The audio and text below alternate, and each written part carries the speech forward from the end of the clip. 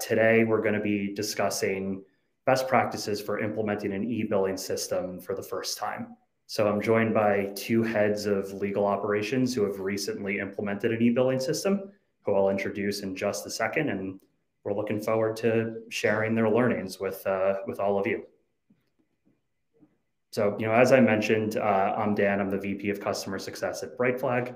BrightFlag is an e-billing and matter management system. As the customer success organization, our job is to successfully onboard customers to BrightFlag for the first time, and then manage the relationship from there to make sure that our customers are getting better over time and are constantly getting more value out of the system.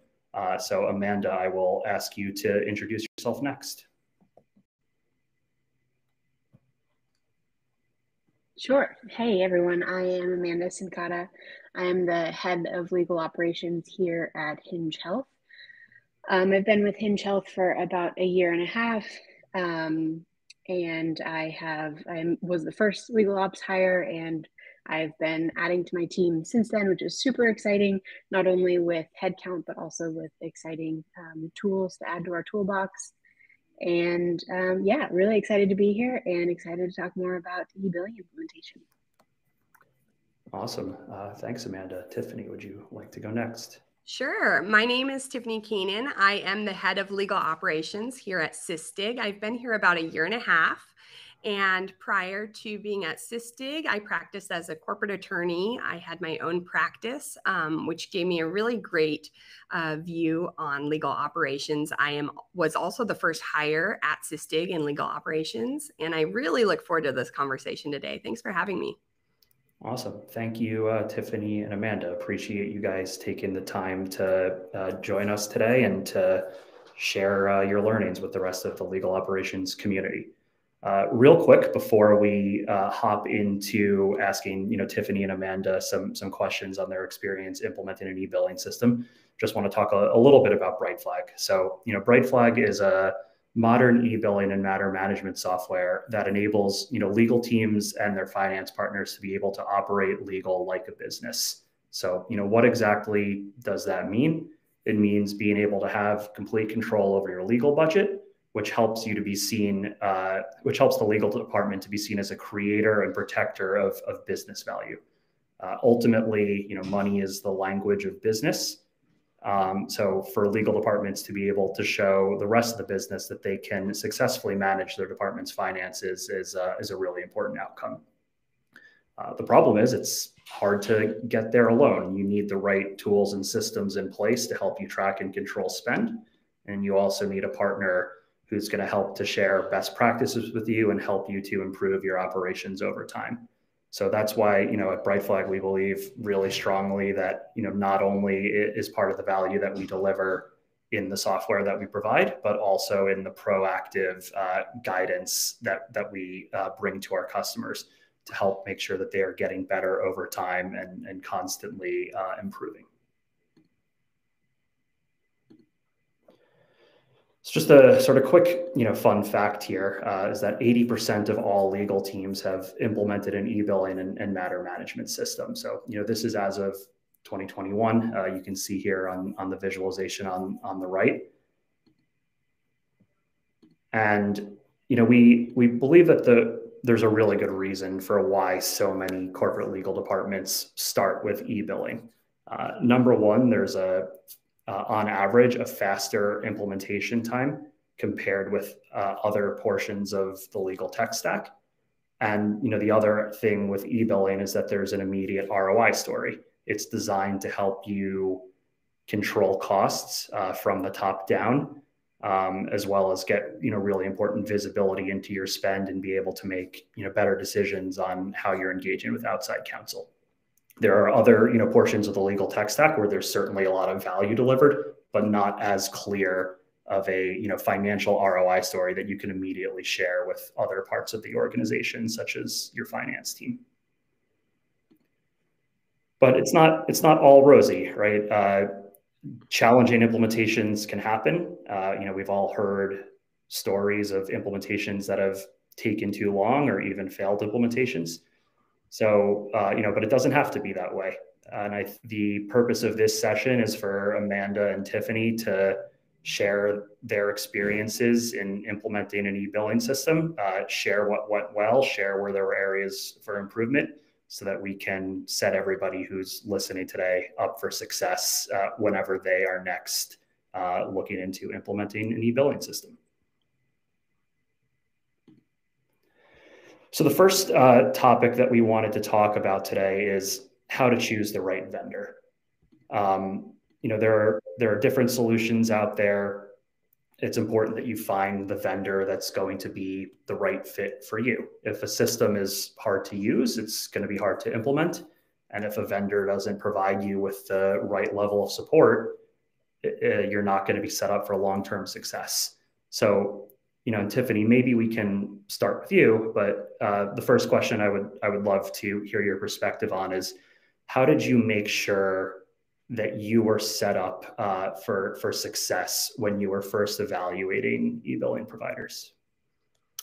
Well, I think one of the most important considerations in setting yourself up for success with implementing an e-billing system is really making sure that you're choosing an e-billing provider whose strengths really align with your key objectives and your key priorities. Every billing system is going to have its own strengths and its own weaknesses, and it's really important to find a system that strengths align directly with your organization's key priorities. So one of the most important objectives that I had in procuring an e-billing system was really adoptability. If you're able to find a system that is easy for your team to use, it provides the insights that your team really needs, and then it enables them to move through their workflow with less effort, your end users are going to see that immediate value in the system. And they're really going to see the system as a partner, which in turn is going to make them actually want to use the system. And that's really an important piece of the puzzle. It's important because it allows you to easily tell that story as to why we as a legal team are implementing this new system. And that naturally in turn is really going to ease the implementation process. I think in evaluating systems, it's also really important to ask the vendors that you're evaluating, how long does it take to implement their system? Is there customers that they can refer you to that have recently gone through implementation and can really share their experience from that customer point of view, so that you really get kind of an honest understanding of what that implementation process looks like? It would also be really helpful to study the implementation path and make sure that that really aligns with the needs that your organization has. E-billing was really one of the first systems that I implemented at SYSTIG. So for me, it was really important to ensure that that implementation process would be smooth. And obviously the vendor that we chose, Bright Flag, really delivered for us on that. And it was great. Awesome. Thanks, Tiffany. I mean, the two central themes that I'm hearing in there was that, ease of use of the platform is paramount. Just being able to identify a system that was going to be simple to use for your team once you were live. And it sounds like the other critical component was just time to value. Were we able to get the implementation done in a way that sets you up for long-term success, but also in a way that allows you to start realizing value from your investment as soon as possible? Absolutely. Amanda, how about for you? Yeah, so I think what I did in this recent e-billing implementation was really taking the time to identify what our goals were and what the problem was we were trying to solve before implementation, way before implementation. I always say that like a good implementation starts, months prior to like actually starting to implement with the tool. And that for us looked like a very detailed RFP where we put together all of our specific requirements and laid them out like per functionality. And we asked all of the vendors that we were looking at to provide feedback on the RFP.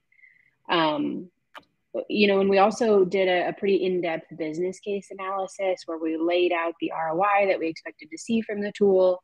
And we really tried to pinpoint what the issue was that we were trying to solve, so that we can then, exactly like we talked about, like prove that ROI, so that we can look back 6 months, a year, 5 years and say, okay, here was our initial problem.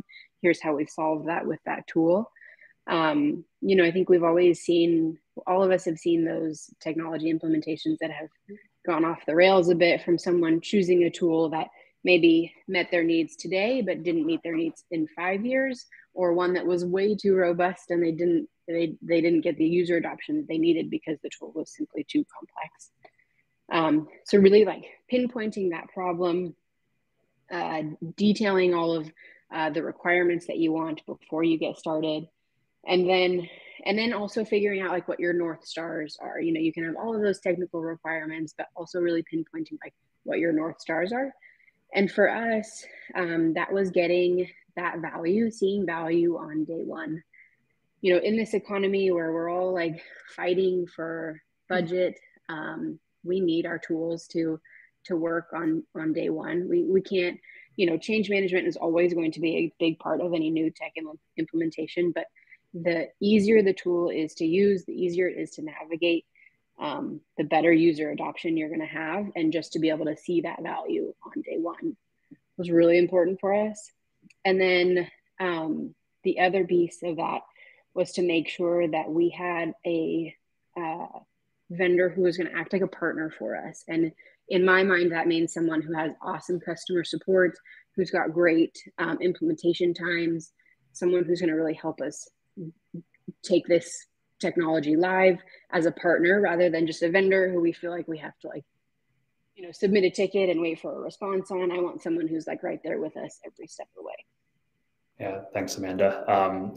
Hearing a few of the same themes as what Tiffany was talking through, it sounds like ease of use was really important, as was the ability to complete the implementation quickly and start realizing value.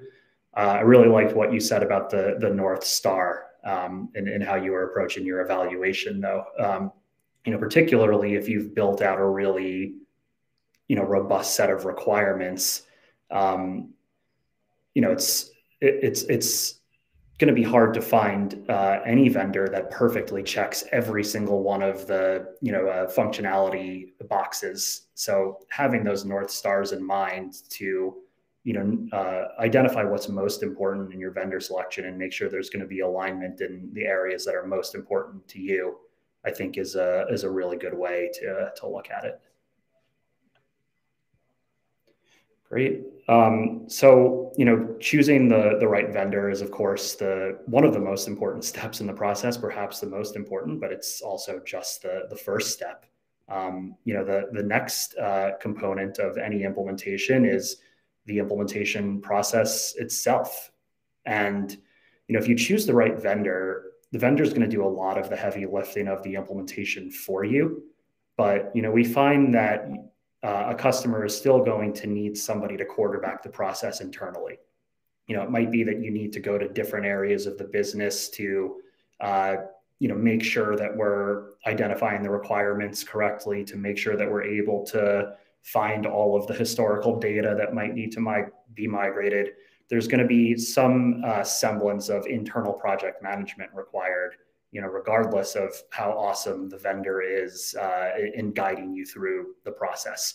So, the ability for you and your team to own this process, to have the time to be able to do it, effectively, to be able to hit a desired go live date is really important. So, my first question, and we can start with you, Amanda, this time, is how did you manage the implementation on top of all of the business as usual priorities that a legal ops professional is just always going to have? Yeah, this is a good question. And when we did our Brightflag implementation, I was a team of one. So it was a daunting task to take on a tech implementation on top of everything else that was going on. But I think the key to this is that planning portion. Like I mentioned in our RFP process, I think and I guess when I'm saying we, I mean, I, at this point, really tried to step out or plan out every step of the process and determine the timeline that was associated and the resources needed for each of those steps. And that really has to do with communicating with your cross-functional partners, knowing that you're going to need this much time and effort from your IT team, or, this much time and effort from your HR team. Establishing what those pieces are and when they're going to need to happen at the onset is going to save you such headache in the long run. If you can effectively communicate that to your IT team and say, hey, during February and March, I'm going to need this much time from you. Can you accommodate that? And get everyone on board so that everyone is prepared for that. And the same goes for my own project management. It's like, okay, I know that during these months I have a new tech implementation, so these other projects are going to have to be put on hold. And planning your year accordingly, knowing that this is when the resources are going to have to come into play, and this is when you can level them off, was a really big part in this one. Going back to that, finding a vendor who's a partner is critical here. It's someone who's really going to help you with that implementation plan, help you avoid pitfalls. When you're setting up your system, they may say, hey, if we take this as V1, it's going to save us a lot of time on implementation, and then we can tackle that project on V2 since it's a lower priority. So really having that partner from the vendor side to help you evaluate that prioritization is critical. Yeah, absolutely. Go ahead. Sorry. No, go ahead. I was going to say, I think it's a really good point to make sure that you're leveraging the project plan that you're defining, with the vendor and the partner that you've chosen. It's one thing to have it down on paper, but it can also serve as a really powerful way to set expectations internally for the other participants from your organization that you're going to need to be able to achieve the desired timelines that you've set out to use. So, I love the idea of using the project plan to kind of bring the future forward. Here are the things that we're going to need from you at these times. And I think in doing so, if there is going to be a conflict or something that's going to get in the way of, their ability to help at the time that you need them, then at least you're aware of that and you can make adjustments accordingly. Absolutely. I can't downplay that visibility and that communication, because you're building those partners, because everyone knows that in implementation, you're going to have twists and turns and things that come up unexpectedly. But if you have if you have a team who's on board and they're bought in, they're willing to go down that path with you as to being like, well, this flew off the rails, we can't help anymore. And then logging those cross-functional partners like IT in on a technology implementation like e-billing, which we talked about has usually a super fast implementation time, awesome ROI on day one. Getting those partners on board on this type of technology implementation is critical to keep them on board for future ones. So that's yeah, absolutely. It's a very, very good point. Tiffany, how about for you? How did you balance, managing an implementation project in conjunction with all of the things that you always have to do? I would say that actually getting buy-in, not only from your legal team, but cross-functionally, was really key for me here. And getting the buy-in that an e-billing system really should be a priority based on the ROI and the value that it can provide from day one, that meant that I could then prioritize that and dedicate the time to the implementation process that was really necessary to be successful.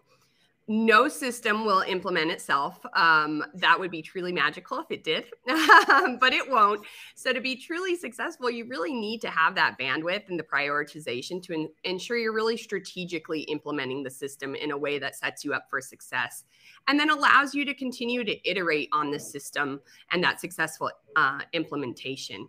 I went about really getting that buy-in by telling the story of why we were implementing an e-billing system and then focusing on the value it would bring to the legal team. I think storytelling is such a powerful tool that legal ops has to really help drive forward the objectives that will really provide the team the most efficiency. I also mentioned previously strategically implementing the system that in a way that sets you up for future success. I think that's really important because with that, I really had to accept that I couldn't solve every single one of our legal spend priorities on day one.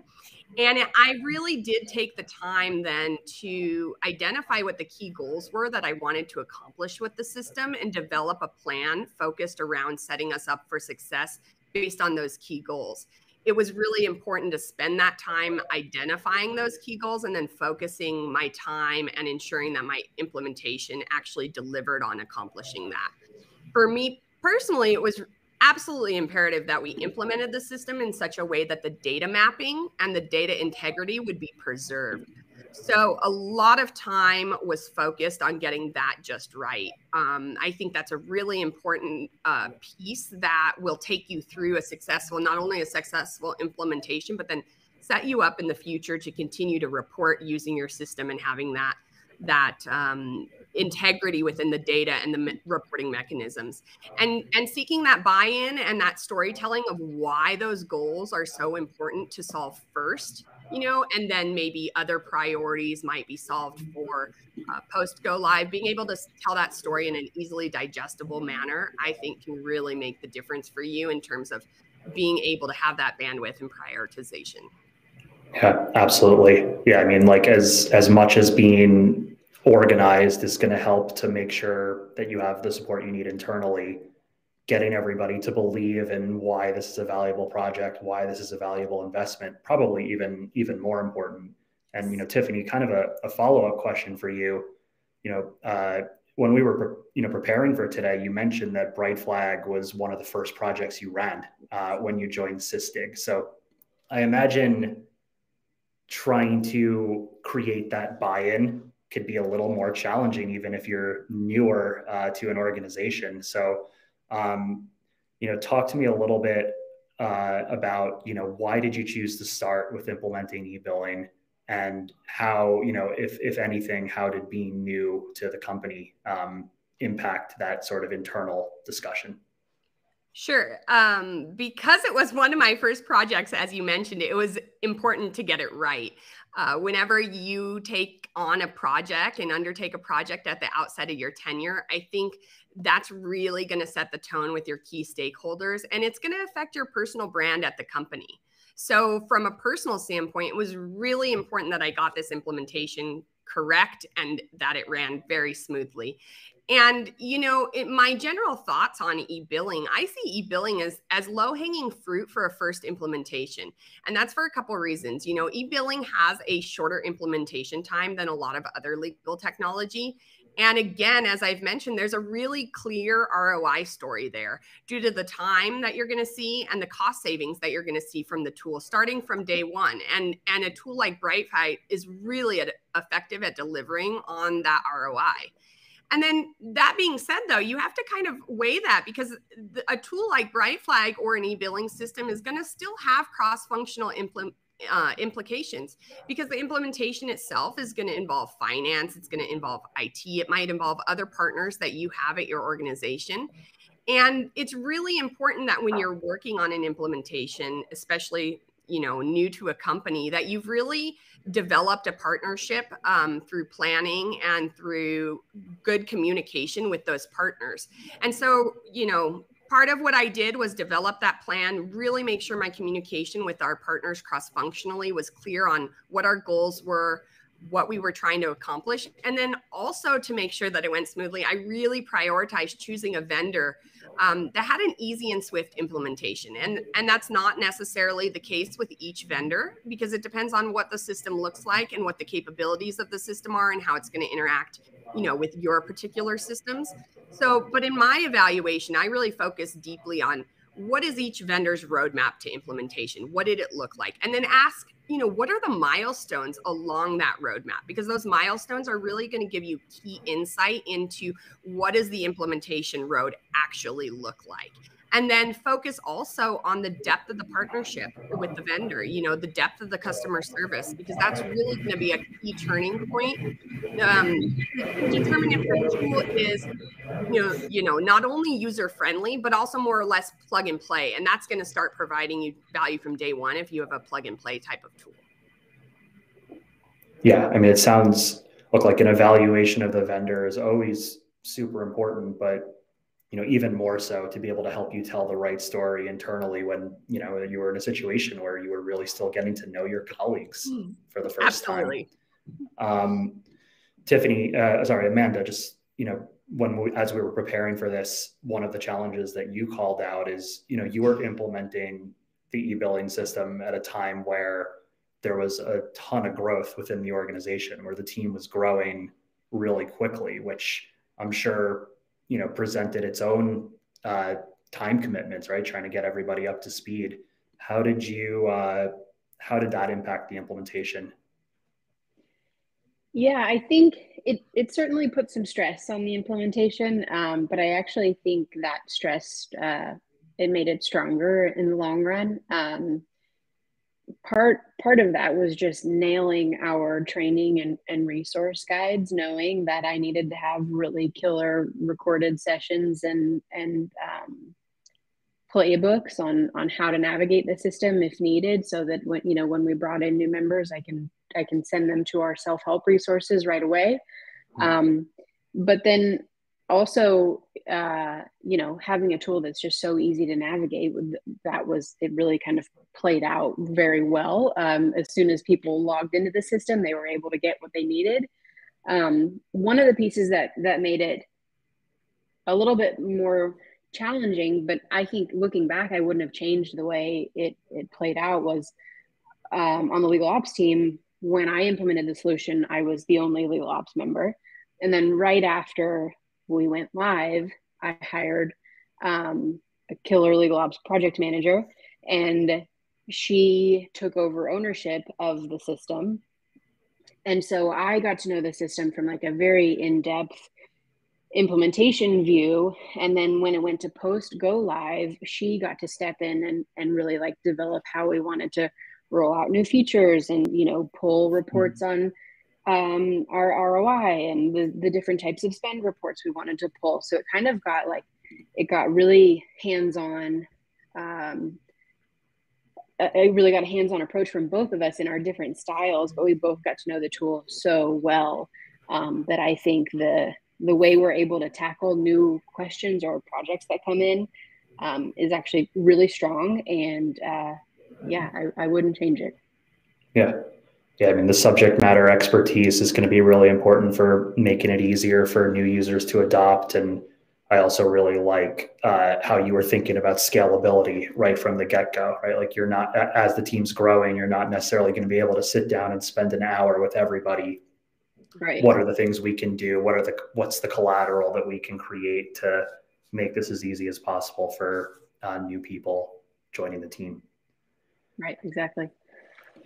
So yeah, shifting gears slightly here, like one of the principal activities involved in any implementation is going to be, data migration. You need to think critically about what data you have and what data you're going to want or need to migrate to that system. If you're buying an e-billing tool for the first time, that data might live in other disparate locations, spreadsheets, et cetera, and trying to identify where all of that is and which of it you need can be challenging.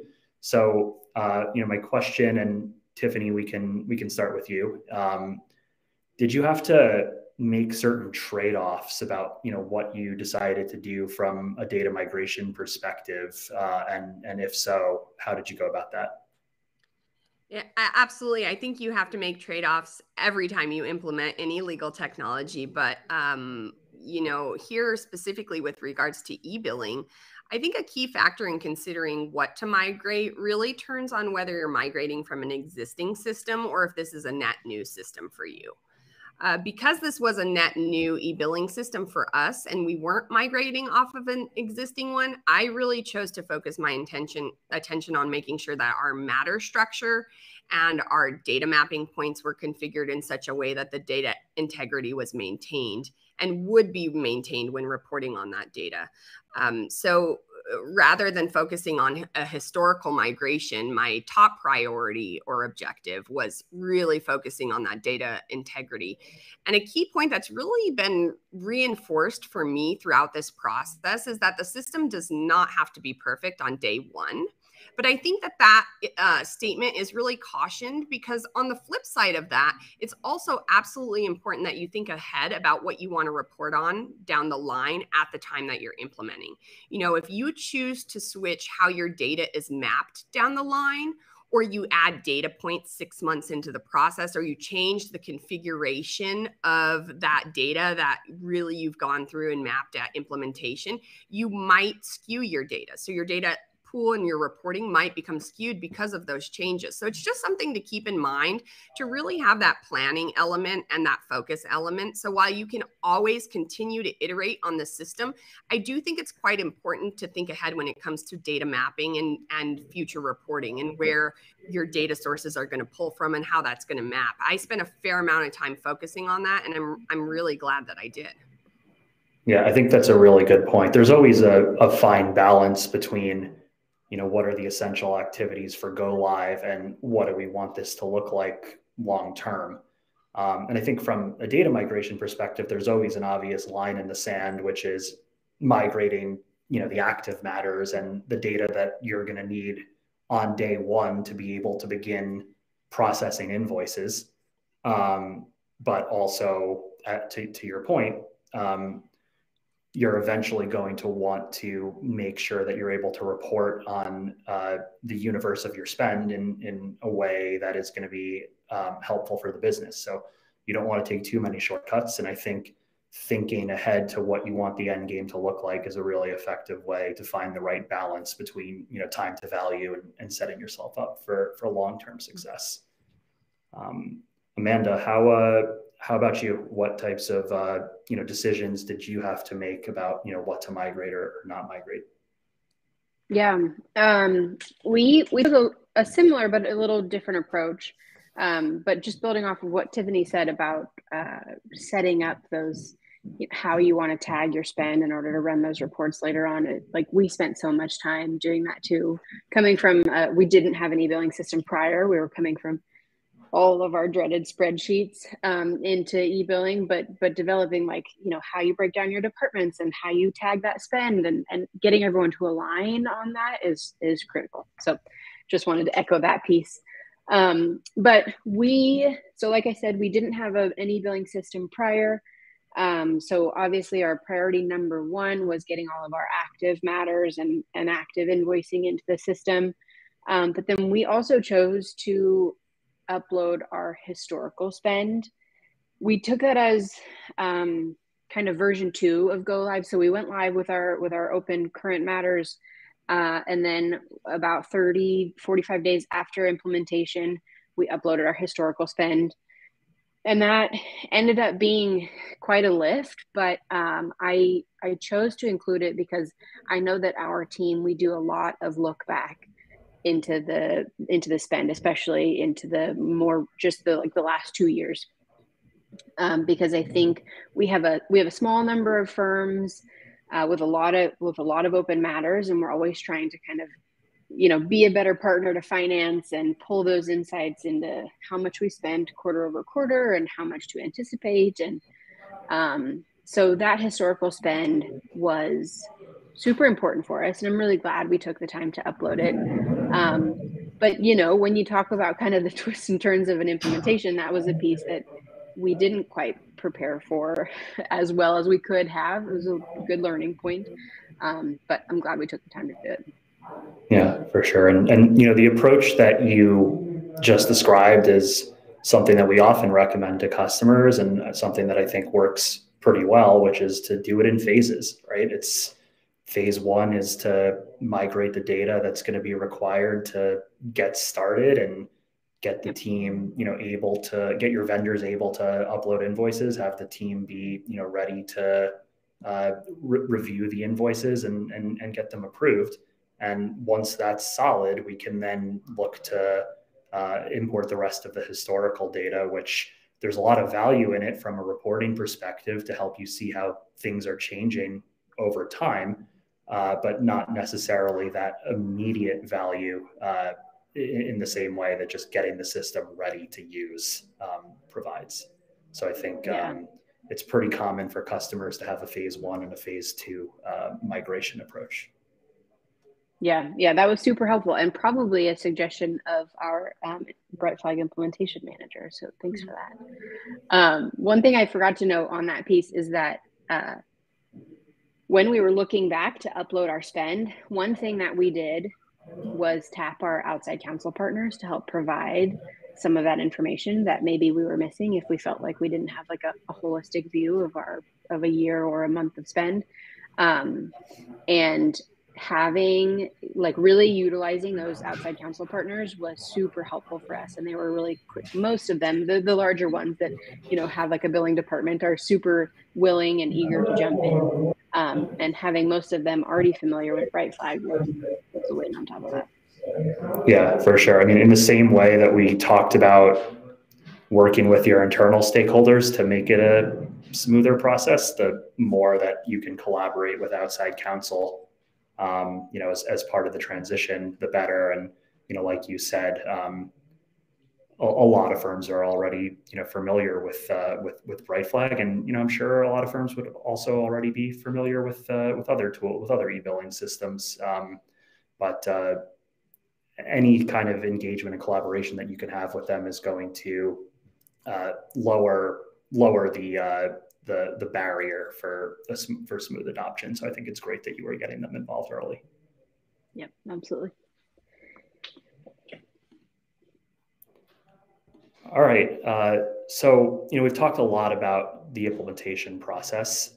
One of the most interesting parts of any, customer journey here at Brightflag is sort of that transition from the implementation project to going live. And launch day is really exciting. It's the culmination of months of preparation and hard work, but once you're live, that's really where you see the results, and it's important to set yourself up for long-term success. You need to be able to pay very close attention to early adoption and monitor the usage to make sure everybody is getting up to speed. You need to be in constant communication with your vendor to make sure that there's extra support available for anything that could potentially go wrong in the first couple of weeks. So, my question, and let's start with Tiffany this time. What was your key learning from that sort of like immediate post go live phase?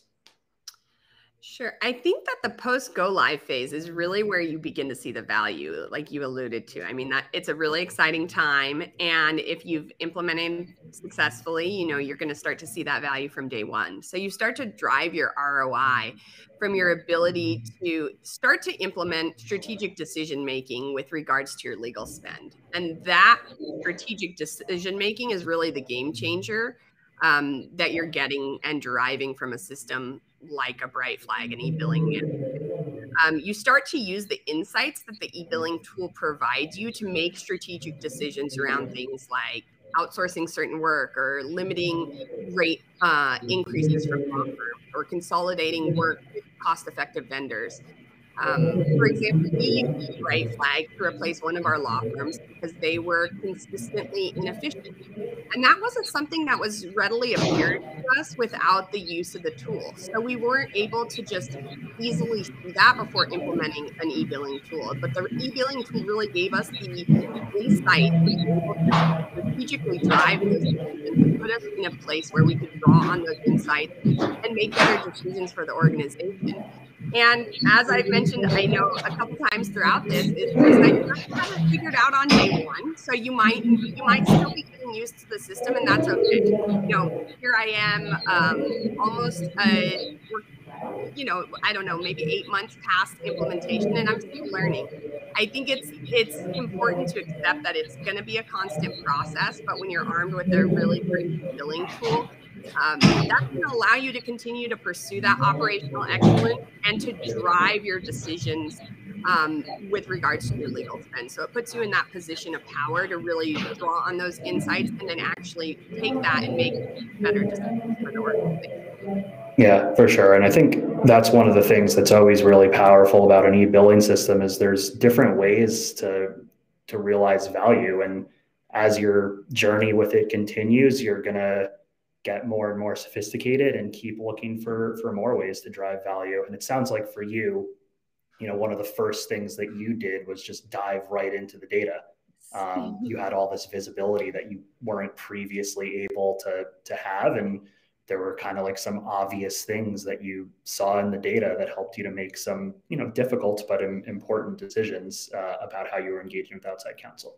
Yeah, it gives you a much more granular look, and it really focuses a focused attention on the data because it draws you in, and your tool is going to provide you those insights in a digestible manner. So it really helps guide your decision making and just gives you data points that you wouldn't previously have had so granularly at your access.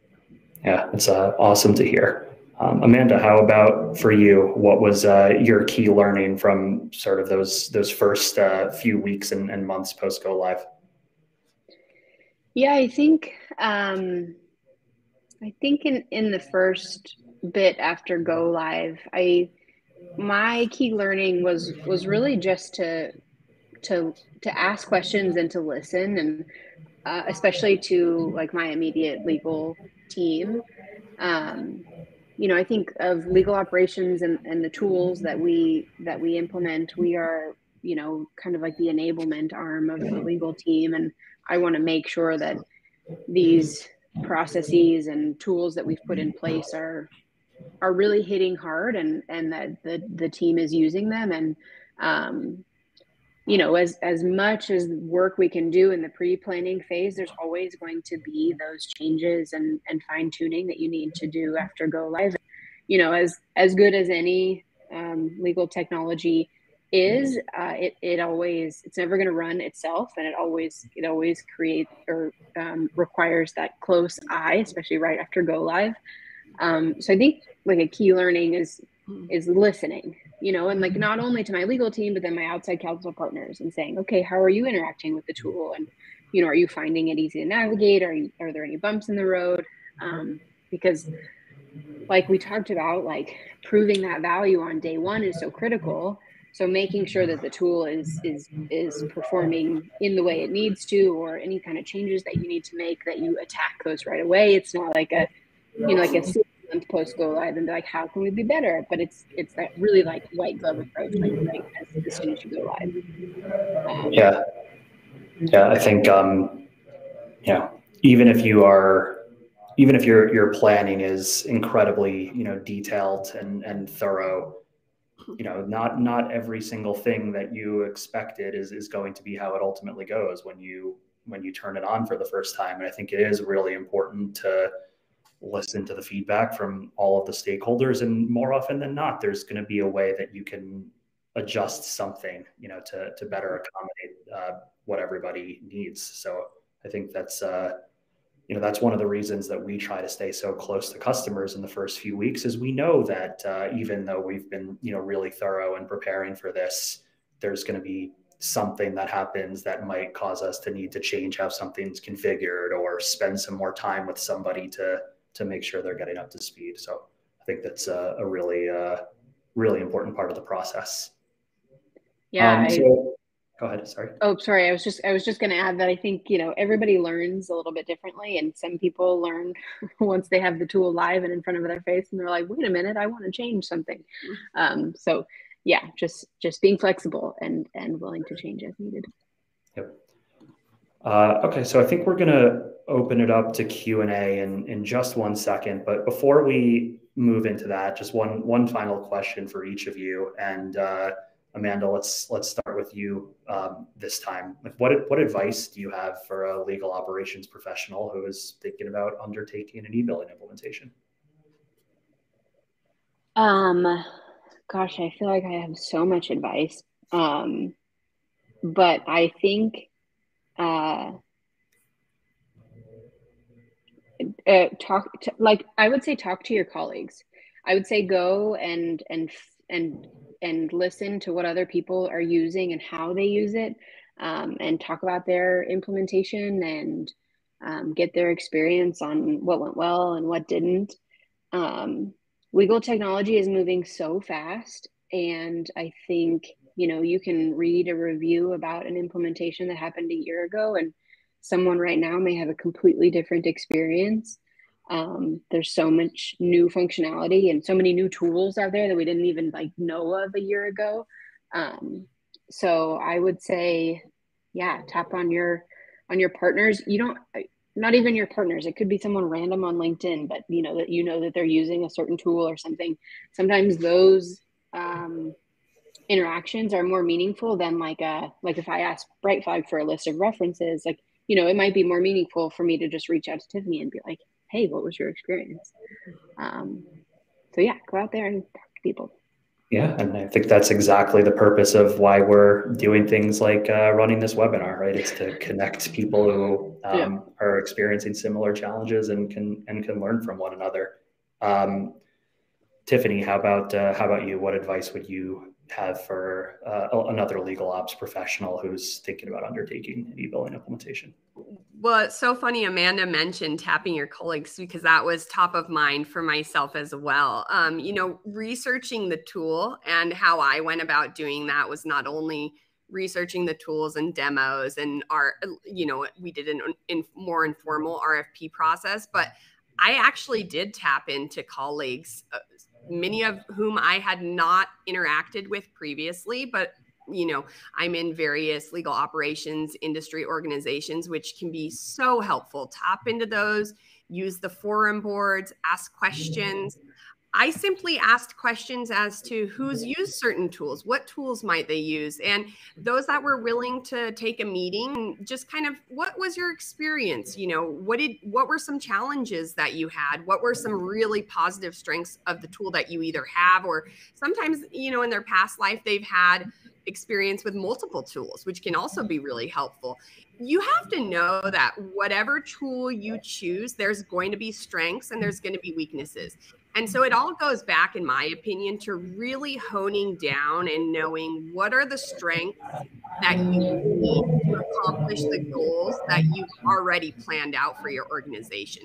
Because like I said, you're going to have challenges with any tool and you're going to have strengths, but the alignment between what you're trying to accomplish and what strengths you need to be able to rely on is going to point you towards that right tool. And if you make that choice correctly, then success is going to follow from it. Yeah, absolutely. And if there's one theme that I'm taking away from all of the discussion today, it's communication, right? Getting on the same page as your internal stakeholders, getting on the same page, with your vendor, getting on the same page with outside counsel. But even before all of that, leveraging the legal ops community and leveraging your network to, help make sure you're making the best possible decisions. All right, so let's open it up to Q&A. I see one question here in the chat from Colin, but maybe we can give it another second or two to see if anybody else has questions. I see someone is typing. So there's a question, not sure if this was shared. How long does it take for a new e-billing system implementation from your experience?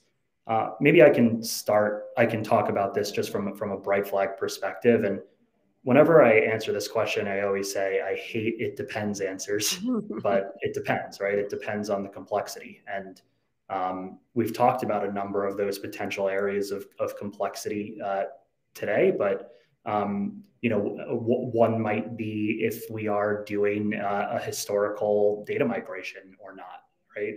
It could be if there's going to be an integration with a third-party system, such as a finance tool or not. So there's varying levels of complexity. The average onboarding velocity at Brightflag is 45 days. So we see some that are faster than that, and some that take a little bit longer because the complexity is a bit higher.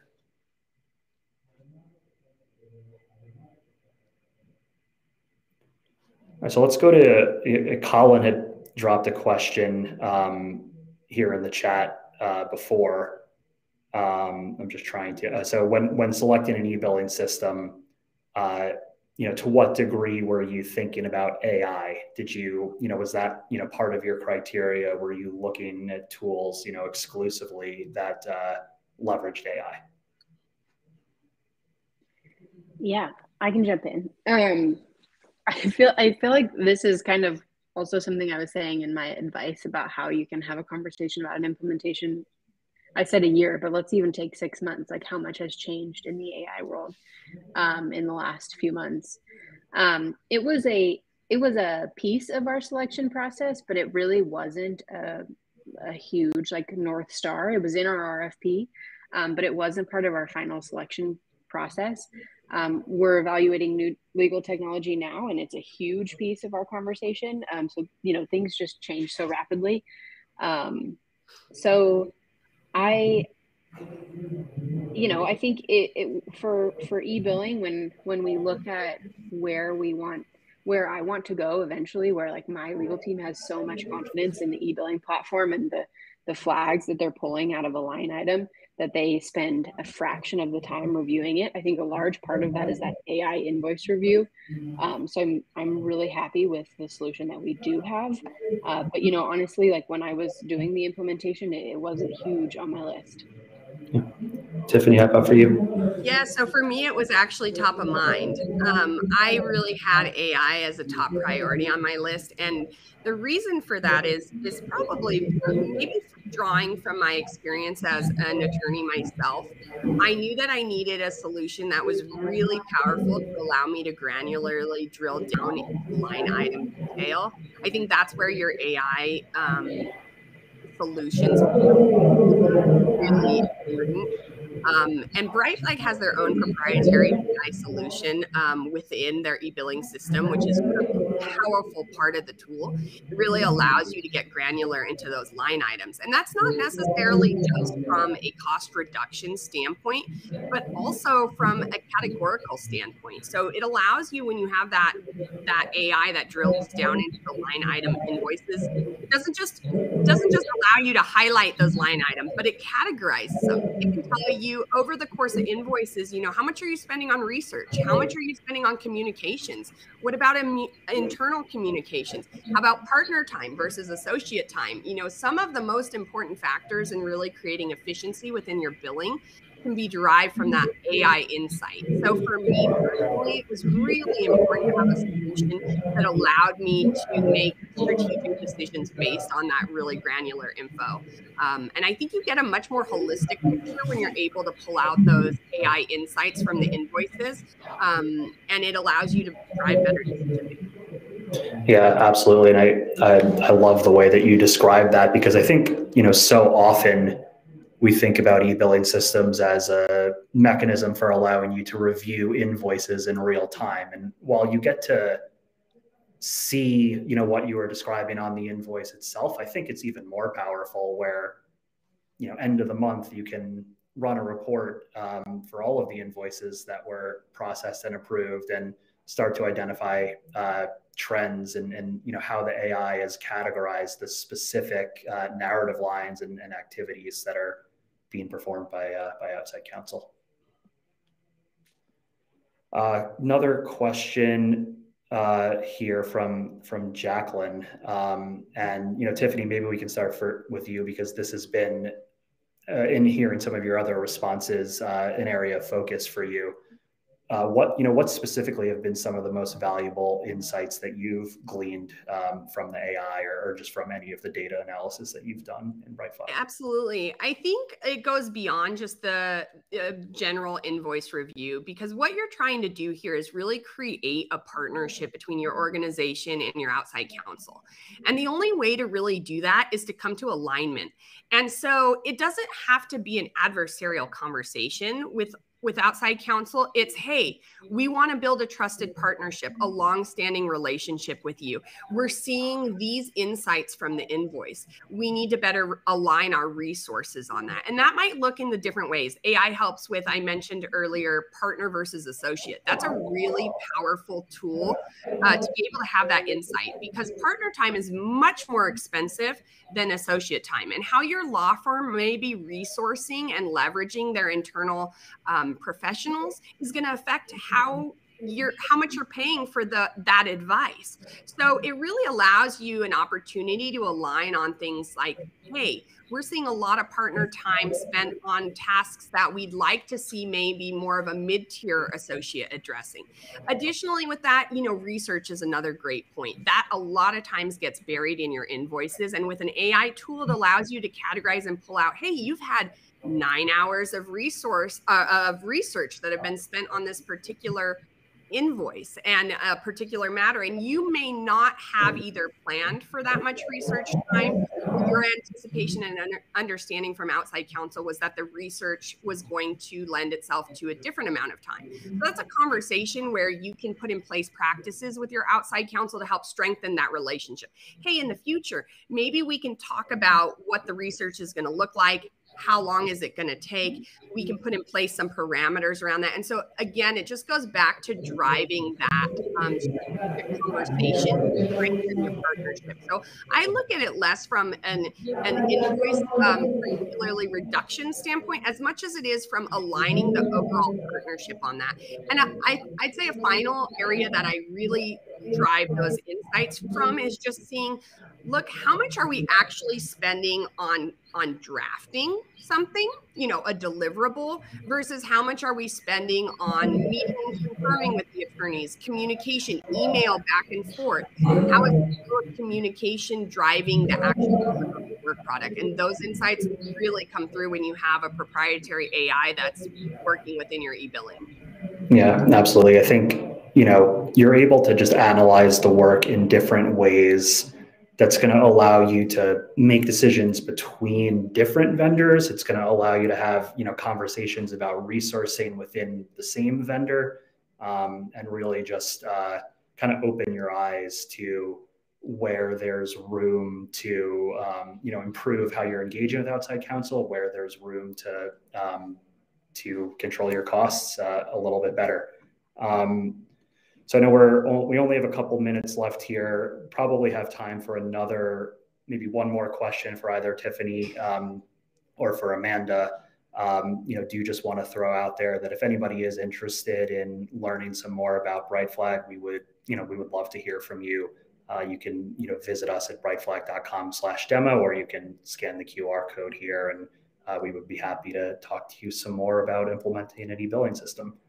But are there any, final questions for Amanda or Tiffany before I turn it back over to Colin? I just wanted to say I really loved being here today, and please do feel free to reach out to me. Anyone listening on LinkedIn that has any further questions, reach out to me, find me there. I really did rely on my colleagues just to help learn more information about their experiences, and I'm definitely open to that.